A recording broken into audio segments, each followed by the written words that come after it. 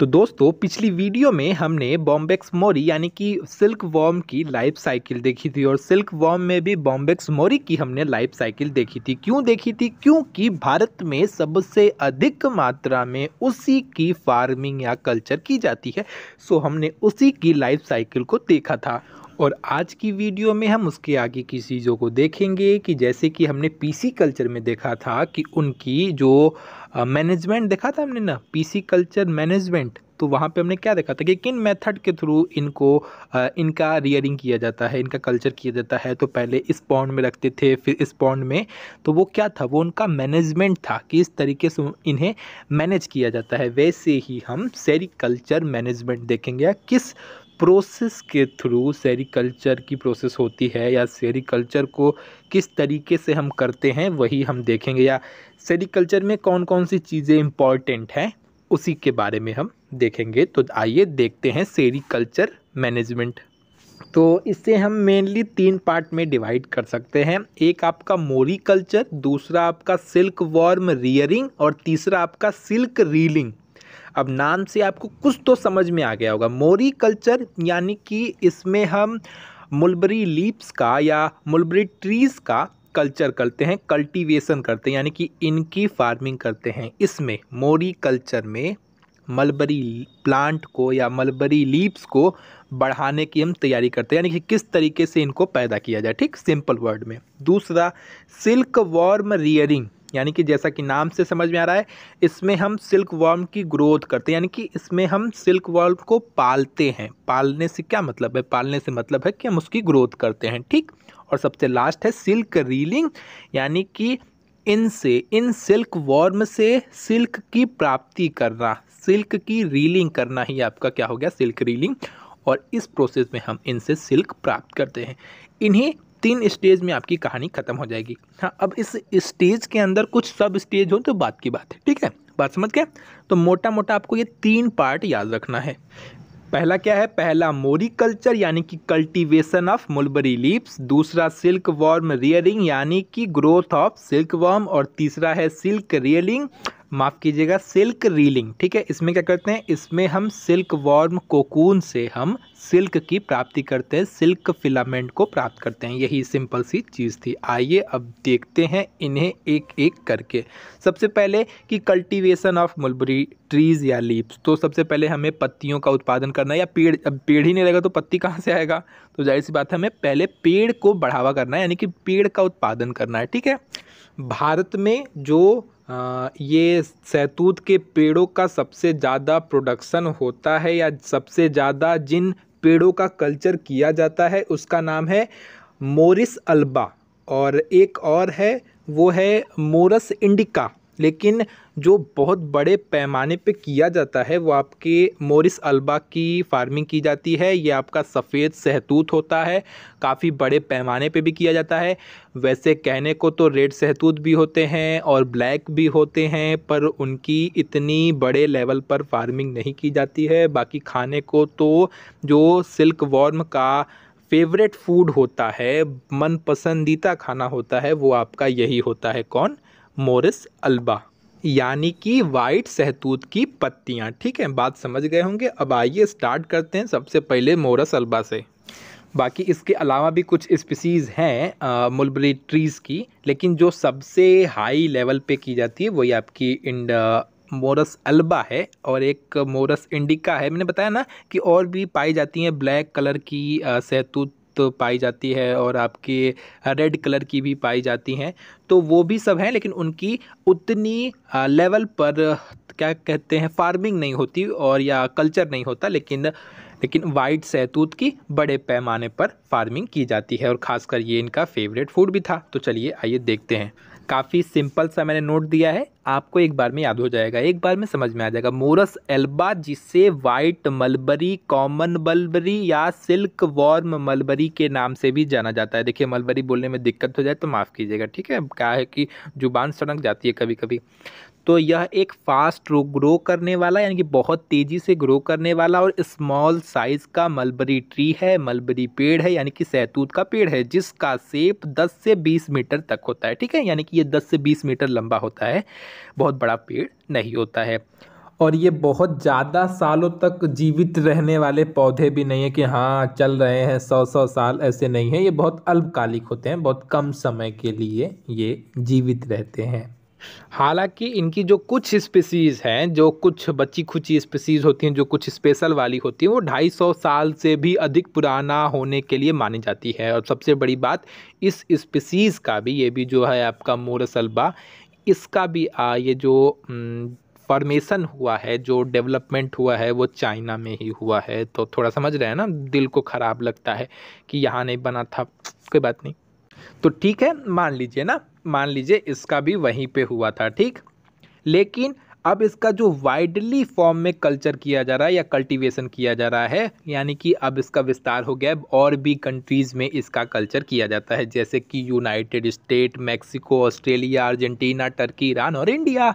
और भी देशेज हैं, मतलब और भी देश हैं, देशेज क्या होता है, और भी देश हैं जहाँ पे इनका कल्चर किया जा रहा है, ठीक।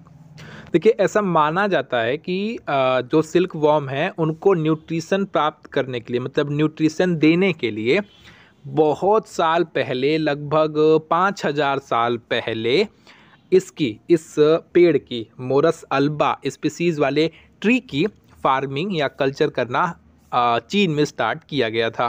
सोचिए, उतने टाइम पहले।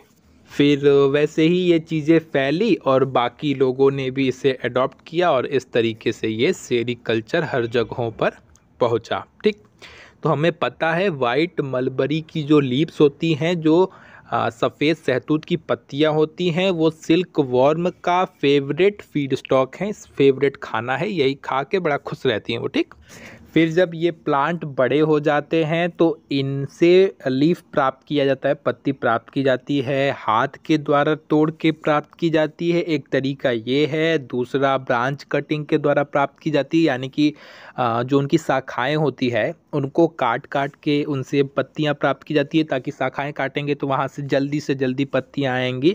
और तीसरा तरीका है, जो उसका ऊपरी पार्ट होता है, जो सबसे ऊपरी पार्ट होता है किसी भी प्लांट का, उसको काट के, उसको रिमूव करके आपके पत्ती की प्राप्ति की जाती थी, ठीक है।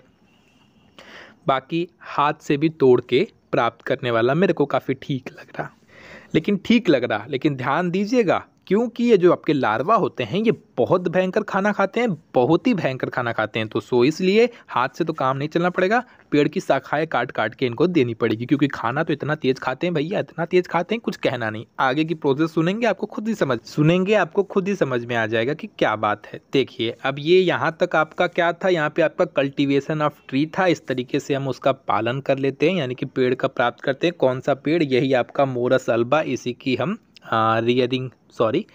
रियरिंग भी सीख है, इसी का हम कल्चर करते हैं, इसी का पालन करते हैं। रियरिंग का मतलब पालन ही होता है, ठीक है।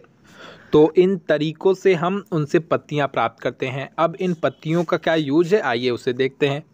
तो अब पत्ती तैयार हो गई है, अब बात आती है सिल्क वॉर्म रियरिंग की। ये अभी हमने क्या देखा, ये हमने अब तक देखा कल्टीवेशन ऑफ मलबरी ट्रीज, ठीक।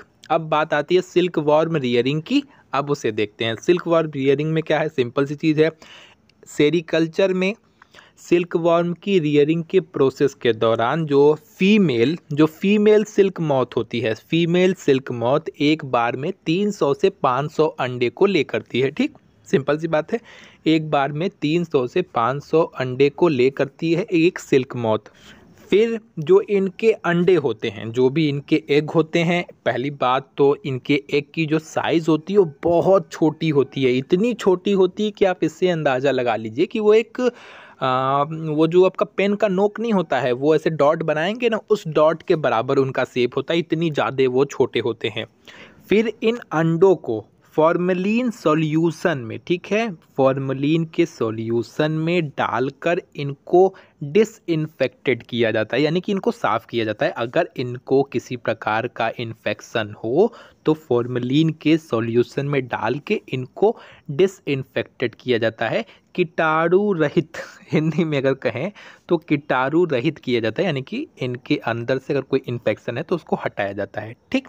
उसके बाद रियरिंग ट्रे में एक फीडिंग बेड तैयार किया जाता है। फीडिंग बेड का मतलब समझ रहे हैं, पालने के लिए उनके एक स्थान तैयार की जाती है रियरिंग ट्रे में। रियरिंग का भी मतलब पालना होता है। एक ट्रे होता है, उसमें इनके लालन पालन के लिए, इनको पालने के लिए जगह तैयार की जाती है और फिर उसको वहाँ पे इन हैच्ड लार्वा को, कौन से, जो फूट चुके हैं, हैच मतलब क्या, फूटना, तो जो फूट चुके हैं, जो लार्वा बाहर निकल चुके हैं, उन्हें इस रियरिंग ट्रे में ट्रांसफर किया जाता है। और यहाँ से यानी कि लार्वा को, फूटे हुए लार्वा को रियरिंग ट्रे में ट्रांसफर करने की प्रोसेस ही आपकी ब्रशिंग कहलाती है। ठीक है, ध्यान से सुनिएगा। फूटे हुए लार्वा को, देखिए उस एग में से जब वो हैच हो जाते हैं तो एग में से हैच हुए लार्वा को रियरिंग ट्रे में ट्रांसफर करना ही आपका ब्रशिंग कहलाता है। इसीलिए मैं क्लियरली बताता हूं आपको, ताकि आप डाउट में न रहें। अगला प्रोसेस क्या है, अब इस रियरिंग ट्रे को कहीं ऐसी जगह पे रख दीजिए जहां पे ठंडा हो, जहां पे बहुत ज़्यादा गर्मी ना हो और ह्यूमिडिटी की मात्रा थोड़ी ज़्यादा हो, वहां पे नमी हो। ह्यूमिडिटी यानी कि नमी हो, ठीक। तो इसे किसी पानी वाले, वाटर वाले प्लेस पर रख दिया जाता है, या इसके ऊपर जो फोम नहीं होता है, फोम बहुत हल्की चीज होती है, उसको पानी में भिगो के इसके ऊपर इसको ढक दिया जाता है, ताकि इनका जो माहौल है, जो इनका इन्वायरमेंट है, वो ठंडा रहे। इन्हें बहुत ज़्यादा टेम्परेचर की जरूरत नहीं होती है, करीबन 15 से 25 डिग्री सेल्सियस के बीच में इन्हें इस तरीके का इन्वायरमेंट तैयार करके दिया जाता है। तो आप मेरी बात को समझ गए होंगे। अगली चीज़ सुनिए। देखिए, एक चीज हमसे क्लियरली जान लीजिए, ये चैप्टर कुछ है नहीं, आपका सब कुछ आपके लिखने के ऊपर डिपेंड करता है कि आप चीज़ों को सुन के अपनी लैंग्वेज में कितने अच्छे से रिप्रेजेंट कर सकते हैं। बस इस चैप्टर में ऐसा कुछ भी नहीं है जो आपको बहुत ज़्यादा दिक्कत दे, सिर्फ टॉपिक याद रखनी है। हाँ, इसमें मॉरिकल्चर, फिर ये था, फिर ये था, ये बस हमने नाम याद रखने हैं। उस नाम के अंदर क्या लिखना है, वो तो सिल्क वॉर्म रियरिंग नाम से ही समझ में आ जाता है कि सिल्क वॉर्म की रियरिंग करना यानी कि पालन करना। बस उसकी प्रोसेस को लिख दीजिए, बाकी आपको प्रोसेस तो याद रहेगा ही अगर आप बहुत ध्यान से इसे एक बार समझ लेते हैं तो। कोई बहुत बड़ी चीज़ नहीं है। आइए आगे देखते हैं।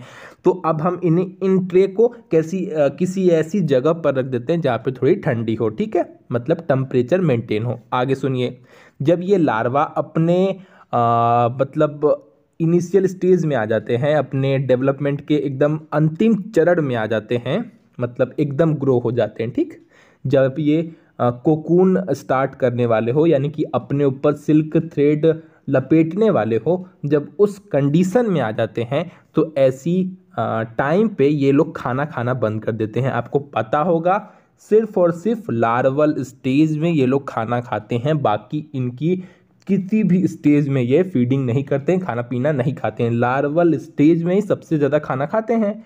तो जब ये अपने लार्वल स्टेज को क्रॉस करने वाला होता है, ख़त्म करने वाला होता है, ऐसी कंडीशन में ये खाना पीना बंद कर देता है। और अब इनकी सलाइवरी ग्लैंड से, जब ये एकदम मैच्योर हो जाते हैं, तब इनकी सलाइवरी ग्लैंड से, जो कि इनके हेड पे होती है, 2 होल के रूप में खुली होती है, वहाँ से अब सलाइवा का फॉर्मेशन होना स्टार्ट हो जाता है। सलाइवा इसलिए कह रहा क्योंकि वो रियल में सलाइवा ही होता है, जो बाहर आके एयर के कांटेक्ट में आके वो सोल्डिफाई हो जाता है, कठोर हो जाता है, मतलब जम जाता है, और जिसकी वजह से वो सिल्क फिलामेंट में, सिल्क थ्रेड में चेंज हो जाता है। बात समझे। और इस में क्या क्या मिक्स रहता है, इस सलाइवा में क्या रहता है, तो आपको पता है क्या होता है। फाइब्रोइन और सेरेसिन नाम के प्रोटीन होते हैं, जो जैसे ही एयर के कांटेक्ट में आते हैं सोल्डिफाई हो जाते हैं, जम जाते हैं, और वो सिल्क थ्रेड के रूप में कन्वर्ट हो जाते हैं, और जिसे ये लार्वा अपने ऊपर कवर कर लेता है। और यही कवर करते करते करते क्या हो जाता है, आपका कोकून का फॉर्मेशन हो जाता है। एक चीज और, इस दौरान ये एट के फॉर्म में अपने शरीर पर सिल्क थ्रेड को लपेटता है। बात समझ रहे हैं। ये ऐसे मूवमेंट करते हैं, कुछ अजीब तरीके से मूवमेंट करते हैं कि इनकी जो इनका थ्रेड है वो इनकी बॉडी पर 8 के फॉर्म में कवर होता है। बस ये प्रोसेस, ये कोकूनिंग की प्रोसेस, ये इनके ऊपर सिल्क थ्रेड के लपेटने की जो प्रोसेस है वो करीबन 2 से 4 दिन तक चलती है। कुछ में 2 से 3 दिन तक चलती है, कुछ में 4 दिनों तक चलती है। तो एक मेंटेन दिन लीजिए कि हाँ 2 से 4 दिनों तक कोकूनिंग की प्रोसेस चलती है। इनके ऊपर सिल्क थ्रेड या सिल्क फिलामेंट कवर होता है। जब ये कोकून के अंदर पैक हो जाते हैं, ऐसी कंडीशन में अब ये चेंज हो गए। अब तक ये लार्वा थे, लेकिन जब ये कोकून के अंदर पैक हो जाते हैं तब ये क्या हो जाते हैं, तब ये आपके हो जाते हैं प्यूपा। यही प्रोसेस आपकी प्यूपा है। अब इसके अंदर जो लार्वा है, आप उसे लार्वा नहीं प्यूपा कहते हैं। अब इसकी मेटामॉर्फोसिस के बाद ये अपने प्यूपा वाले स्टेज में आ गए हैं। अब इस कंडीशन में ना ये हिलते हैं ना डुलते हैं, ना खाना तो छोड़ ही दीजिए, खाना पीना तो बहुत पहले ही आपको बता ही दिया, सिर्फ लार्वल स्टेज ही खाना खाती है। तो बिल्कुल शांति से अपना इसके अंदर पड़े रहते हैं, इसी में ये अपना कुछ दिनों तक रहते हैं।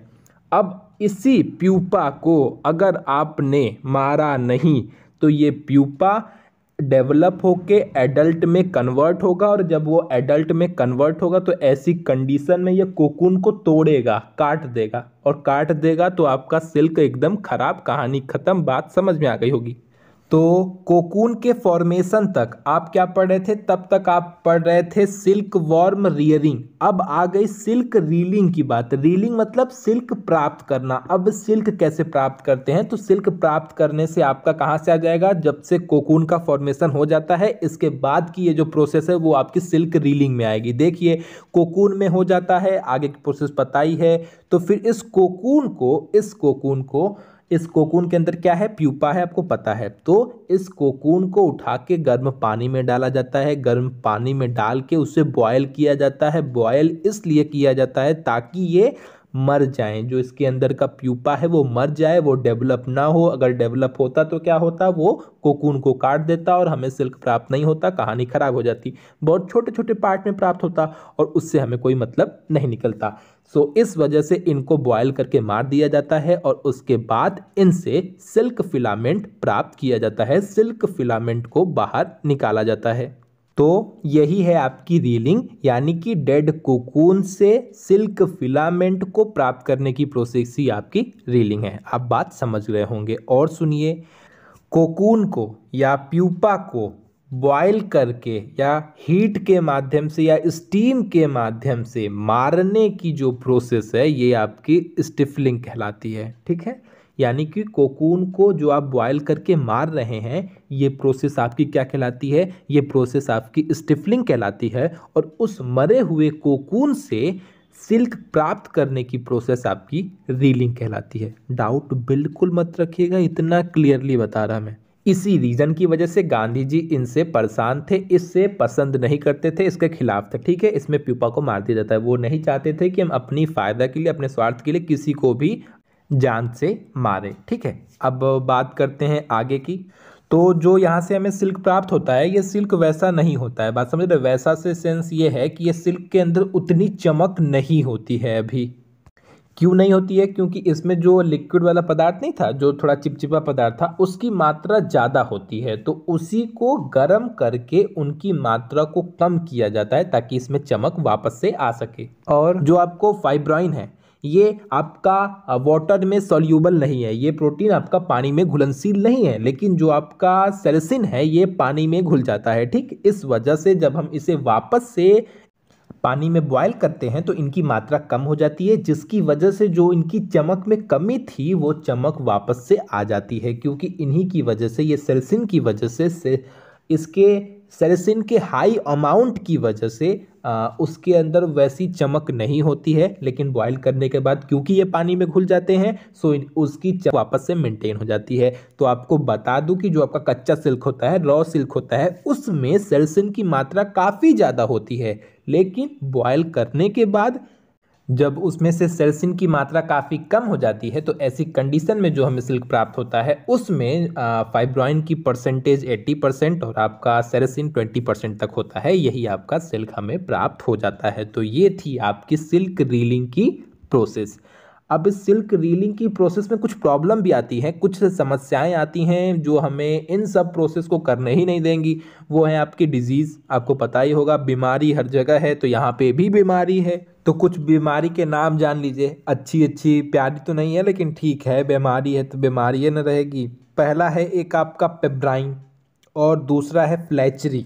तो जो आपकी पेब्राइन बीमारी है, ये जो डिजीज़ है, ये क्या करती है, ये आपके अंडों को प्रभावित करती है। बात समझ रहे हैं? यानी कि ये एक पीढ़ी से दूसरे पीढ़ी में ट्रांसमिट हो जाती है, यानी कि ये एक जनरेशन से दूसरी जनरेशन में जाती है, ऐसी बीमारी है। यानी कि होगा आपको और पता चलेगा आपके बच्चे को। बात समझ रहे हैं? अगर ये बीमारी सिल्क मौत को होती है जो कि इसके लार्वल स्टेज में होती है, तो जब ये धीरे धीरे मैच्योर होके जब ये एग की लेइंग करता है, तो उस एग की लेइंग में यानी कि इसके बच्चे में वो बीमारी दिखाई पड़ती है, ना कि इसमें इसके कोई सिम्टम दिखाई नहीं देंगे। और इस कंडीशन में होता क्या है, ये लार्वा मतलब वो जो एग था वो फूटेगा, वो लार्वल स्टेज में जाएगा, जब वो प्यूपा में कन्वर्ट होता है तो इसी प्यूपा में ही वो मर जाता है। यानी कि इसी प्रोसेस की, इसी प्यूपा के दौरान, इसी कोकूनिंग के दौरान वो बेचारा भगवान को प्यारा हो जाता है। अगला कुछ और बीमारी है, थोड़ा सा नाम बहुत टेढ़ा है, ध्यान से सुनिएगा।